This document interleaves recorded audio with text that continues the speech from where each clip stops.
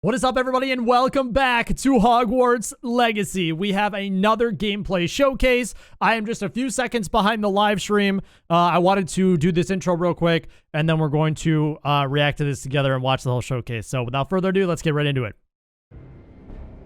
Countdown's pretty much the same as it was in the last showcase, but here we go. Here we go. Oh my god.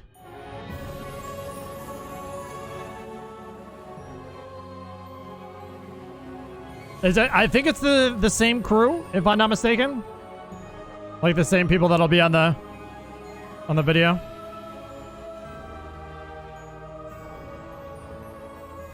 I can't wait to get into all the common rooms and see the common rooms in like real time. It's gonna be so sick. I hope we get to see a little bit more combat in this one. Oh, okay. That's new, I think. I can't remember what is new and what we've seen before. I'm sure most of this we've already seen it. Hey everybody, welcome to the Hogwarts Legacy Gameplay Showcase. I'm Chandler Wood, Community Manager here at Avalanche Software, and I'm honored to introduce you to our panel today.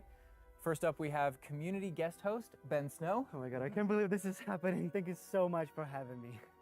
And from the Avalanche team, we have game director It is so Alan cool.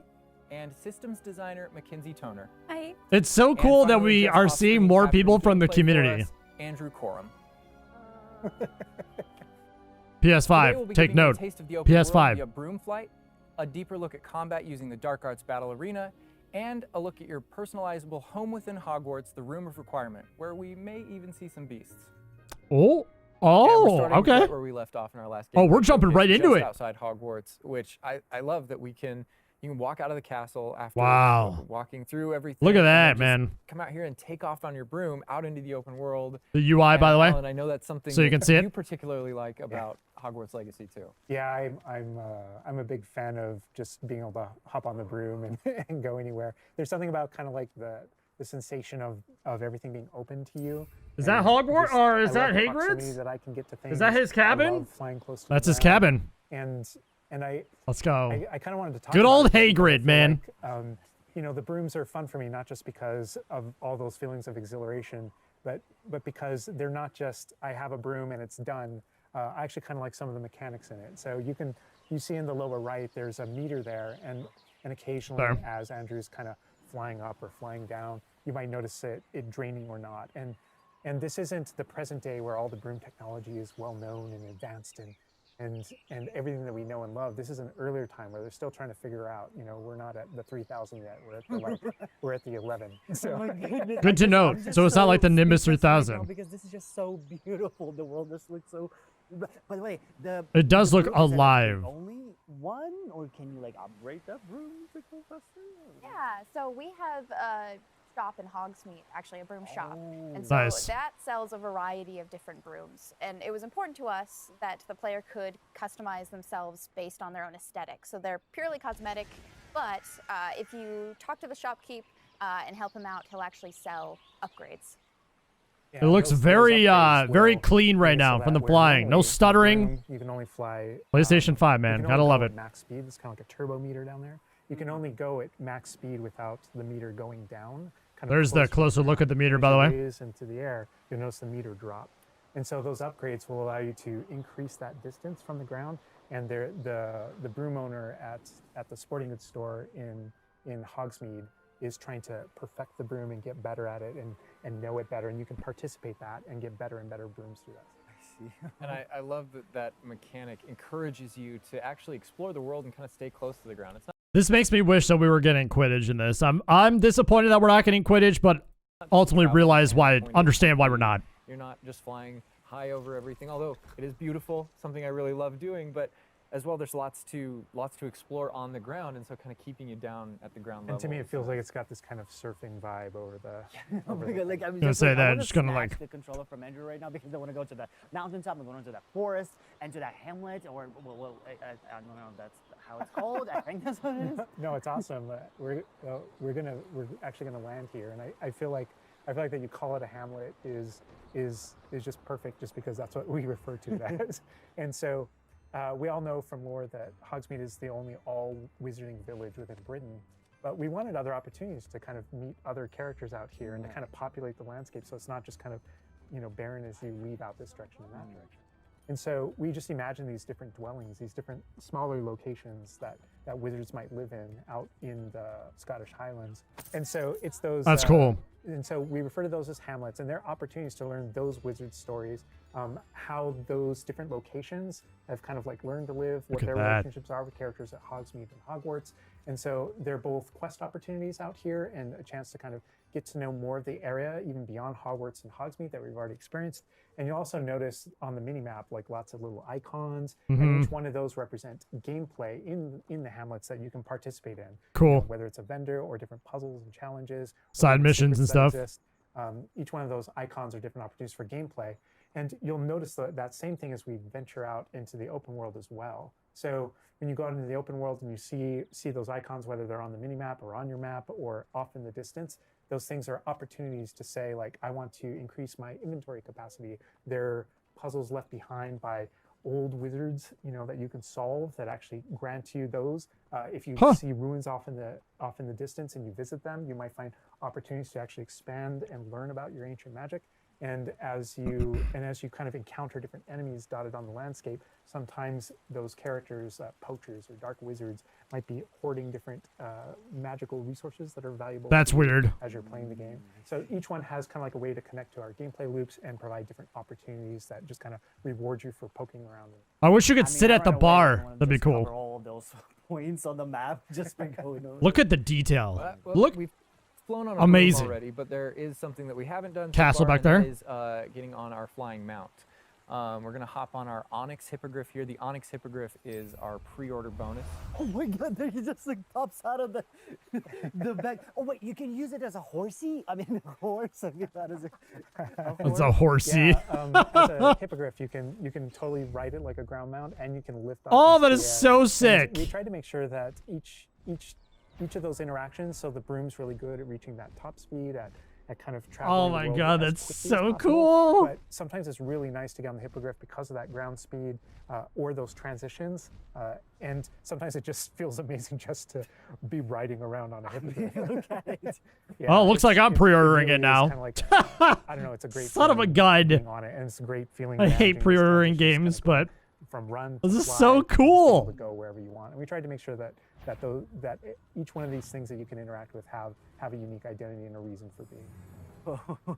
And oh my God, like I see like different like areas, like a swampy area. By the way, can you go to like entire map anywhere you go? Or there are regions that are like locked from you? Yeah, or, as soon as there's kind of a moment where the world kind of opens up to you outside of Hogwarts as a student, and right from that moment, early on in the game, you can go wherever you want. And so you might find more difficult challenges in different areas, and you'll see different spots as Andrew's moving around, like you mentioned, the swamp.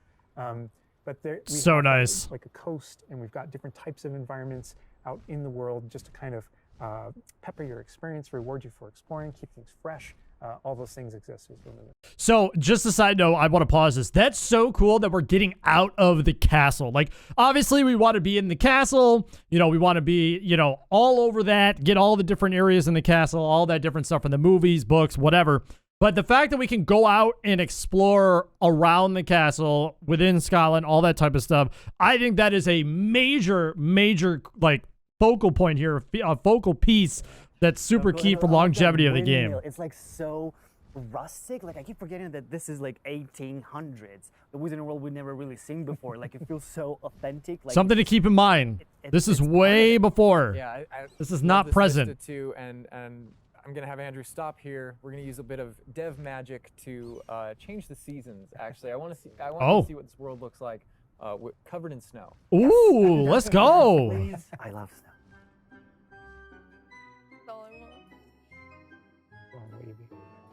I mean, I hate snow, but I live in snow all the time, so a little cringy, but that's okay. Dang, Oh my goodness. that looks really good. This is so pretty. Okay, it looks so realistic. Oh my God, it changes the landscape like completely. Oh my God, does it have like actual like gameplay impact, like impact on the gameplay, or does it like it's just the weather of Scotland? Yeah, we use it. We really use it as a narrative marker through the game. So as you're progressing through Makes the sense. storyline, Timeline. it's important for us to kind of like have those moments that kind of felt like when you're reading the books or watching the movies, where you'll see kind of like the title card Winter, and now That's the landscape awesome. has changed, and you're really feeling that passage of time while you're a student, going through your year at Hogwarts. And I think really we want cool. to duplicate that. And for me, it's really fun that it's not just on the outside, which I agree. I think it looks really beautiful, but within the school as well. So there are moments like when it reaches certain holidays or things like that, where Hogsmeade reacts to holidays, and the school reacts to holidays, and you see the decorations around those environments change. That really helped just kind of make me feel like the tint of the screen change here for the different area. It's not just for the seasons. Those did it again. Vibe things. Like we have a day-night cycle, and that day-night cycle. Even though similarly, like it's largely about vibe, when you go into Hogsmeade in the evening, there's less characters there. Around the school, you'll notice it kind of dies down and quiets down. Just when there's just candlelight and students kind of like. Look at that! You can see the cast in the background. Oh my God! That day-night cycle is so cool. Place a few items where whether or not you can collect them or whether or not you can interact with them that are a little bit restricted by the day-night cycle. And I love Andrew's This is beautiful, man. Here, Absolutely really high beautiful. up on the hippogriff. Incredible. And we're just looking at this view of Hogwarts in the distance. It's just absolutely beautiful. It's part of what I love most about flying around in this game, whether it's on a hippogriff or on the broom. I mean, you talk about going anywhere and things that you can see in the distance, and that's one of my. I still can't get over, like, no matter, I played this so much, but I still can't get over the fact that I can see Hogwarts out there, and there's just something beautiful about knowing that all of the things inside of it, the classrooms, the students, the professors, all the places I can go, I can just fly my hippogriff, land in the courtyard, enter the front doors, and just walk, to the library. That's like every Harry Potter fan's dream, it's all contiguous, right? And just kind of like one space so is wild. still exciting to me after all this. I mean, it's so wild, man. Right now, it's just absolutely beautiful. It's just, oh my God. As much as we want to spend a lot more time out here just flying around, experiencing the world, I think this is a great opportunity to switch over to combat. And last time we gave you kind of an intro to combat. This time yeah. Really go a lot more of a deep dive on using the Dark Arts Battle Arena, which is part of our deluxe edition. All right, Andrew's got us in the pre-orders, Forest, man. which is where the Dark Arts Battle Arena is. Which is part of the Deluxe and Digital Deluxe Edition. I love the way that the Dark Arts Battle Arena is actually part of the world. It's integrated into the world, so your experience is more immersive than just choosing an option from the main menu of the game or something like that. Reason to go to the Forbidden Forest. Exactly. There that are is many cool. reasons to go to the Forbidden Forest. Still sucks that it's behind a paywall. I don't like Dark that. Arts cosmetic set. I don't like that at all. And here he's pulling out the Thestral, which is part of that Dark Arts pack from the Deluxe and Digital Deluxe Edition. So we're going full Dark Arts here. That's good. That's what I'm doing. But I like this this battle arena. It is a great place to show. I love the different mounts that we're real getting in combat this. That's a so big way, cool. because it unlocks some interesting abilities for you. And I'm sorry. I'm trying to react to this, but I also don't want to talk over everybody. So, apologies. I'm trying. Allows you to really play around with combat in a deep way. And is this like the only arena like this in the game where you can like practice? And So in the base game we have 2 combat arenas normally, and so everyone has access to those. And each of the combat arenas are an opportunity to kind of just go through a difficult combat challenge, fight through multiple waves, in order to earn a different cosmetic for your character and add that to your collection. In the case of that's no different than the Dark Arts Battle Arena. That's also true, the combat arena. But one of the things that we're excited about in the Dark Arts Battle Arena that people can do is you come in preloaded with different abilities. So the unforgivable curses are something that everyone's going to have access to through the base game and going to be able to earn, and they can make choices in order to kind of like add that to their repertoire, and they can also commit to that down with certain talents and things like that. When you play the Dark Arts Combat Arena, you actually have access to all those things as kind of like a way to test them all. And so it's a chance to kind of like tour and play with the Dark Arts and decide whether or not that is a path that you kind of want to go down. Interesting. But yeah, everyone has the same ability to explore the Dark Arts. I guess it's it's kind of like a way of previewing. I guess it's not like Great place for super us to behind a show off paywall combat in then. general. So I think we're gonna jump in here. Andrew's gonna start battling, and It's kinda like horde mode. Everything you're seeing on the screen. All right, here we go. All right. This is gonna be really cool to see Right this. away. Oh my god. We're starting off strong. Oh my god. Starting off strong. Was that Kujio? Oh my god.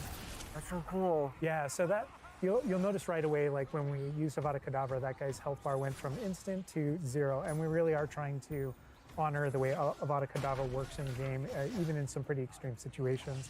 Oh wow, yeah, I just You'll noticed that. He notice just the like, bam, meter dead. takes up a lot longer to I'll show you guys. kind of build up as a way to kind of deal with its extreme power, just so that it's still fun to use. And then there's some ways that we'll probably talk about to adjust that. But I don't know. I don't know if there are things on the screen that you just have questions about. Well, like I see like little blue thingies pop up from Yeah. the enemies. Also, before like that sign, well, it's like, so in the community we call it the ancient magic sign. I don't know if that's how it's called Yeah. in the game. So the community is astute. So on the development side and in player facing in the game, we reference that as your ancient magic meter. Oh, so it is ancient magic. That is, yeah. So as your abilities in the game keep growing and you become exposed to some of the secrets about your own kind of history and your own abilities, you start unlocking new powers. So one of those powers, you'll see the R1 button appearing throughout the game. That's an ancient magic throw, we call it, that allows you to kind of like draw an object to you and fling it at an enemy. Nice. Okay. But whenever you see the R1 or the L1 plus R1 appear over somebody's head, that's an ability to cast a very devastating and powerful ancient magic spell to do a ton of damage against the character. I see. And the way that manifests itself. Oh, that depends parry on is the type clean of though. enemy Oh, that there we you go. fight. There's the R on And you'll see L1. a wide variety of enemies in here that are pressuring the player in different ways. You'll notice there's abilities that kind of bubble up under the player as he's fighting that force him to move. This is And so there's cool. different ways that we want the player to kind of move around on the battlefield. And Looks that's so actually a good clean, link man. to the ancient magic meter in general. And the reason why I say that is because as you're doing different things in combat, you're protegoing and you're doing different abilities and you can kind of spec into it with your talents. There are different ways to get that meter to build faster and faster. But one of the most effective base ways to build up that meter fast, that way you can launch these devastating attacks whenever you want to, is to actually perform combos. So you see that combo appearing. That's It's almost clean. like Ooh. your emotions are building up, and then basically that builds up enough that you can attack someone. But as the combo meter builds up, at some point you strike someone and a piece of their magic kind of falls out of them. You'll see these blue orbs in the game world, and there's something that only you can see in the narrative, in the world. And it's another reason to move around on the battlefield. If you can go up and collect those things and suck them in, they give big jumps to that ancient magic meter as we're playing. We're talking a lot about spells and magic here, but I think Wow. there's another huge component of combat, and that is the tools that you can bring to combat as well to kind of change the way you play. And I think Mackenzie knows there's the a combo lot about meter. what's going on with the plants and potions. And so the tools are really interesting because they're basically like a prior investment. So you can bring the potions and the plants that you grow in the Room of Requirement to combat to essentially kind of help you defeat enemies a lot quicker and more efficiently. Interesting. So some of the tools that you'll see here are like the rock skin potion. So that is something that basically covers your skin in this like rocky material that reduces the incoming damage that you're receiving. So against big enemies, hard-hitting enemies like trolls, that's super helpful. Oh my god, he's just destroying. The troll just collapsed from one of the One hit. Oh my god, Obviously, that's we have nuts. the Wiggen Will potion as well, which increases your health. And then we have the focus potion. So when Alan talks about having to balance Avada Kedavra with a long cooldown, because obviously it's an instant kill, one thing that you could do is brew a focus potion, and that will increase how quickly your cooldowns regain. Okay. Right. Oh my god. There's So so it's- much like versatility, like in what the character is Yeah. doing to the troll right now. Like he's just bouncing around the arena. He's like not, and the troll Nice. can move around too. Like, That is, oh my And god. I love that our plants are violent. Yes, and so that's like when we were talking about the setup of the arena, you also have plants that you can fight with. And so we have things like the venomous tentacula that you can put down, and it acts like a turret, and it just kind of shoots Nice. enemies around the battlefield. that is so cool. Got This is like freaking a true, turrets like, in Harry fucking Potter. way to approach the battle. Yes. No, that was super important to us that there were these like multiple ways, and so you can see there's a ton of different things you can use. The mandrake is one, so you can pull it out and it stuns with its like piercing cry these enemies in a radius. Cool. And another thing I want to call out that we're seeing on the side of the screen here is these dueling feats, which I love because I love anything that prompts me to play a game in a different way, a unique way. I don't want to get stuck in my style, you know. And so this is a way to, if you want to get stuck in your style, go for it. If you just want to blast people with spells, go for it. But we also want to have some things over here that may make you use certain plants or certain potions or. Poor dude was hanging in midair and just got knocked with the a field guide challenges. A weight. In the prior stream, and the field guide challenges. This is the way that the field guide manifests like challenges for you to do in combat. And exactly to your point, we just wanted a way to encourage players to explore the different systems, to help them decide to just kind of practice with them and explore what they want to do, because there really are so many different ways that you can push talents. When you see the green X's on characters, That's right. and that's kind of through your talents you can unlock this kind of cursing mechanic that sort of like links the fates of these different characters on the battlefield. That way, as you get as you're cursing different characters, they all begin sharing damage. And so we have things like Avada Kedavra, which is the insta-kill, but if you curse everyone before you insta-kill this one guy, they can all drop dead for that kind of ultimate Voldemort fantasy. And so, Oh my god. there are dark arts fantasies. There's fantasies about being more of a defense against the dark arts characters, things like that. That mystic Turn stuff into that a you see, chicken. that are being used on the battlefield, and we can also spec into our potions and plants to make them more powerful and more efficacious. So it's all about which type of player you feel like you are, and whether or not you want to play with prep on the fly or with deliberation, and those are all different options. That is so cool, because like it's like I see so much like going on the stream, just so much complexity, and I want to just try it myself, like which style works best. I mean, I feel like it's the dark arts is going to be the easiest route, but So that was really cool. That I love the fluidness of the combat. The fluidness of the combat's really, really clean. I love the pairing that's involved in the game. I love the different spells you have. So you got to think about what spells you're going to be using.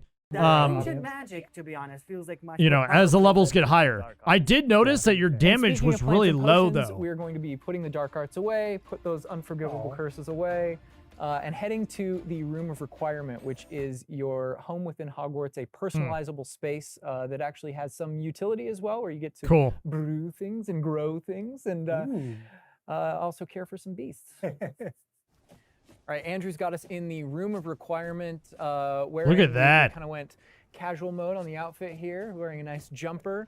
And I think that's a good jumping off point for the personalization of the space as well. Not just your character and the visuals of your character, but actually this space is a place that you can make your own. Yeah, it was super important to us that this space really did feel like your reflection as a wizard. So you can change the architecture in here. What? Different themes throughout, starkly different themes. What? Really Oh, that's hammer home, awesome. This is yours. Oh, that's so cool. God, what? That is so cool. We never expected that to be. Oh my god. That's really cool that That's you the could thing, change not only within can the you change room. architecture here, but you can actually conjure little objects into this space, as you can see. So there's like statues that you can do, and ornaments, and tables, and rugs, and just a bunch of little things that really flesh out the space and bring it to life. Really cool detail to add to We this. had an idea that those places where you brew stuff, that's where you can change, but you can do all of this. Where do you even get this stuff? Like, there's a furniture store? Yeah, so we call them conjurations. And the conjuration recipes can be purchased at Tomes and Scrolls in Hogsmeade. But also, as you engage in different types of gameplay throughout the world, you'll be rewarded with different objects. Bro, it's Sims in Hogwarts Legacy. You can change the color. That's you can change freaking the size of awesome, it, and you man. can place it And the basically anywhere. size. Oh my god, it's so tiny. That's so cool. It's like for Baby Niffler. And I love how the system too is designed. It's not mechanical; it's immersive, and so you get tiny. the magical effect of conjuring it in, and you're actually doing this in the world as your character. But the way you've blended like that gameplay with the immersive design of personalizing the Oh my space. god! Yeah, and I that love is the really cool. I do animation, like how that. It, like appears, you know, like it's not just like there. It's like it almost like it apparates. It is really quite beautiful, and that was the thing, is we wanted that to look really nice because the magic in the wizarding world is everywhere. It's physical, it's kinetic, and it's whimsical. And we really wanted to nail that whimsy in this space. Another thing that I wanted to discuss is that not only can you like conjure things and you can change their look, but you can do that with the utility objects as well. So you can see that we have planting pots and potion stations, and you can change the look of those as well. And these are the areas where, as we had mentioned previously, you'll be growing your plants, you'll be brewing your potions. Right. So while you're also doing these like kind of nurturing based activities, this is also the space where you would bring your gear to be identified and gear to have That is so like, traits clean. put on it, which I believe Alan can talk to. Oh. That's so clean we at should putting bring out things the in. appearance Oh, and how it looks, and on a, they're awesome. like in Awesome. the game, you can look like anything you want to whenever you want to. But the player will be finding different types of gear, that we call it, as you progress through the game. And essentially, we just know that clothes and different items in the wizarding world can have different magical properties. And as you explore and as you adventure and as you defeat enemies, you're going to be finding different pieces of gear that have different abilities, and that can help you in your journey and are a major part of you kind of growing as a wizard and advancing as a wizard. And so There's a huge list. and not Huge all the list. time, whenever you get a new piece of gear, you don't necessarily know exactly what it does. And so there's a station inside of the room of requirement that you can conjure. It's one of the first things you conjure, called an identification station, where you can actually bring that gear that you're uncertain about and learn what its abilities are. Right, yeah, that's so cool. And then as the space advances even further, and the space will eventually grow its own rooms, and you're going to get new recipes, you know, like Mackenzie's talking about, all these different things keep expanding. And as it expands, eventually you're going to earn what we see here, which is called a loom. And when you set up a loom, it's an ability to essentially customize exactly which magical properties are on your gear and take any piece of gear and adjust its properties. And So tweak even what it more does. in-depth I customization. mentioned Jeez earlier that Louise. you can make anything look like anything. The collection of appearances, we call it, or cosmetics, we've been referring to it in this stream. Those types of things you can use, and you can apply a look to any other look. So if you get a piece of gear, you put it on, you look like that, but you can change it to look like whatever you want. That's so cool. And like That's you wild. Just, you That's can absolutely put wild. Some This- ability to the sweater, but then you can just swap that ability. Yep, and appearances you can edit whenever you want in the gear screen. The loom is specifically about applying traits and applying larger upgrades that just kind of grant you greater statistical advantage or give you really specific abilities that blend in nicely with where you're trying to go with your combat fantasy or talents and things like that. Interesting. Wow. I'm just seeing that they're just like pumpkin fur, mooncalf fur. Where does that come from? Yeah, and so you'll notice that the ingredients that are used to add traits and to upgrade your gear are based around beasts. So this is where we get into the beast care section, which is inside this vivario. Kind of bigger space on the inside idea. And so you can see here we have a couple of beasts out. We have a that's unicorn and so a mooncalf, cool. a niffler, and a Kneasel as well. So quite a variety. Oh my god, he's just like a big puppy. They're I so love their cute. cuddling. Oh my god, they're together. Oh, that's so cute. They're adorable. And so part of beast care is petting them as well, but feeding them too. And so once you do those things, that's when they feel safe enough that they'll give you their magical ingredients. So mooncalf fur, niffler fur, etc. That can then be used in your gear. That's That is, cool. like, so like intuitive, because like you know that makes sense. Because when you touch the animals, you get some fur leftovers. That's so. Oh my god. Yeah, and we really want to hammer home the fact that this is like a home that you're making for them. So in the overland, you can find these beast dens and rescue these beasts. Part of doing so is brushing them and feeding them food as well, and to build that relationship with your beasts. In addition to be able to care for beasts, you can actually conjure things in this space as well. The house, the cottage. Yeah, right.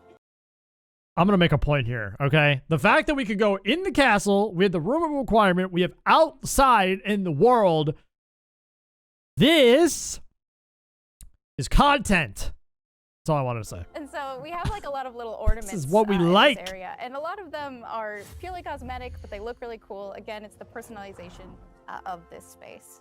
Oh my goodness. Sweet this deal. is like, I'm gonna spend 8 hours just designing this whole area to personalize. This is like cool. It's like you have this little play area, like a personalized fish tank, so to say, just for the creatures. I love it. Yeah, no, totally. And there's like a decoration aspect, but there's also, we were saying inside as well, is there's a utility aspect to it too. So as you progress in the game and you're able to purchase more conjurations, you're able to speed up your process. So one of them, for example, is the food processor, which allows for the beasts in the space to automatically get feed. So you don't have That's to do it awesome. manually. And so you're really That's cool. building the progression for yourself here. In addition, there's also a toy box where you can play with your beasts. You'll see here, yeah. So you can, there's a bunch of toys in it, and each beast has their own favorite toy. So as you can imagine, the moon calf really likes the moon ball, or the Kneazle, as like a little cat, really likes to chase the yarn ball as well. Right. And they're super cute. Oh my god. Little tiny details from this whole room and requirement area is like in a lot of previous games when you're switching between different customizations and different types of things like that, like look at the mini detail that they're showing when it's like changing or when it's bringing stuff out of a box. Like that little detail is really awesome. Really, really cool. And the big thing we really wanted to hammer home is that the world is a dangerous place. And so by going and rescuing these beasts and bringing them back here and caring for them, you're really helping them out. There's poachers in the overland who hunt these beasts for their material. So instead, you're caring for them. You're giving them a home.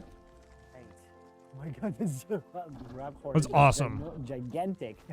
He is huge. But he looks like my dog. Looking at my dog right now for sure.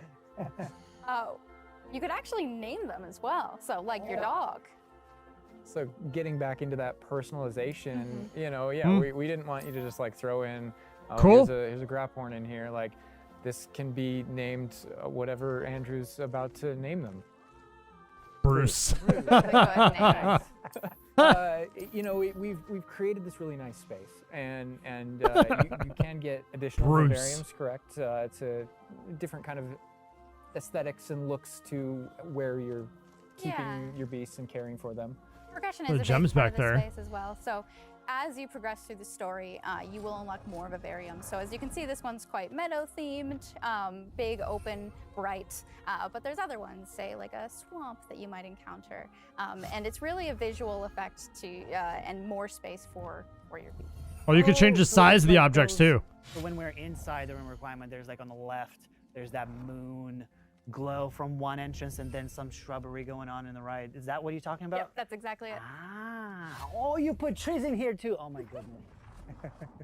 And another thing with the beast care that I think is great, you know, tying back to this same kind of thing that you did with like the broom, where So the broom is cool. not just a method of travel, it's actually built in and integrated into the world. In the same way, like beast care isn't just this added element. You're not just throwing it on top. There's really this like narrative and integration to. Yeah, everything. Okay, so you're collecting moonstone from that. So the mission, That's what I was you'll wondering. expand this space. Got it. As you earn resources, you'll go into Hogsmeade and use them to unlock the gameplay here and unlock new conjurations and different things to play around with. In the open world, it's in those different environments, like the different combat and conflicts and Holy bandit crap. camps and different things like that exist in the overland. Those things are what hold recipes that exist in the loom. So all these things have a way of connecting. Moonstone that you find out in the world is the resource that we use to conjure everything that's found throughout the world.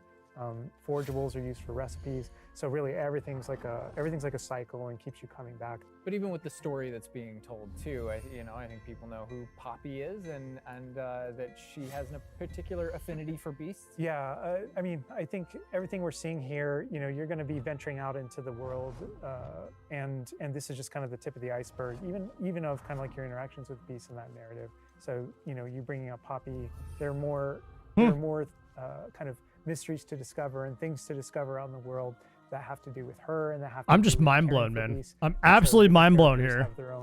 Have their own stuff that just kind of make this all just kind of like the beginning. I'm gonna spend hours on all this customization. Holy well, crap! We can spend hours in here. Yeah, but literally. I have to end the stream now. What do you think about what you've seen today? All good stuff, man. I'm That's just incredible. So blown away by how beautiful it looks. The open world seems so detailed, and there's so many things to do. And like the combat, we're gonna spend like 2 weeks or more just breaking trying to learn it by pieces. Yeah. There's just so much to this world. Like, I'm so happy you guys did this overall gameplay. And that's just the tip of the iceberg. We've got more for you to discover and find on your own. Thank you so much for being here. Thank you for watching. Hogwarts Legacy is available for pre-order now. It releases February 10th with 72-hour Oh my God, early access. February. That's like that's 2 months away. Deluxe edition. Oh my God. We're gonna wrap things up, but first we've got a little surprise for you. A little surprise? Bye.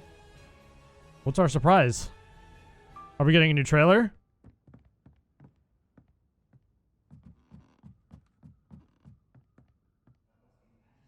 What do we got?